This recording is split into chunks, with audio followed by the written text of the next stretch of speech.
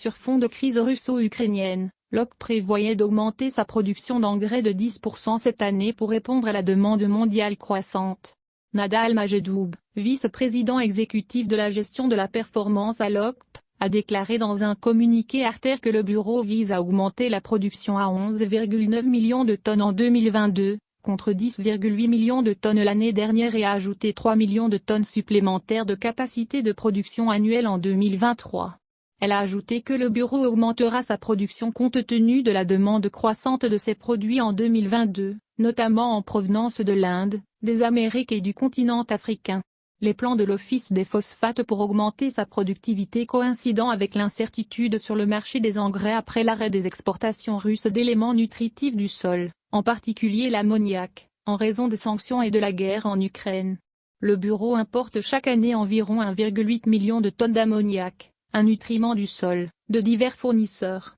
dont la Russie et l'Ukraine. Al-Majdoub a indiqué que le bureau était en mesure de remplacer les quantités d'ammoniac nécessaires pour les prochains mois auprès d'autres fournisseurs à travers le monde, et que d'autres matières premières avec des niveaux inférieurs d'azote ont été introduites dans sa production. Le même responsable a ajouté, en ce qui concerne les sources d'ammoniac en particulier, nous pouvons les sécuriser grâce à notre solide réseau de fournisseurs dans le monde entier, et nous travaillons également à construire des approvisionnements alternatifs, notant que l'entreprise dispose d'une capacité de stockage et d'installation d'importation suffisante pour les grands navires afin de l'aider à gérer avec souplesse les contraintes d'approvisionnement. Elle a ajouté que le bureau vise à commencer à importer de l'ammoniac des producteurs américains l'année prochaine dans le cadre d'un accord d'approvisionnement à long terme et prévoit de commencer à produire de l'ammoniac dans une usine au Nigeria en 2025, dans le cadre de ses projets d'investissement sur le continent africain.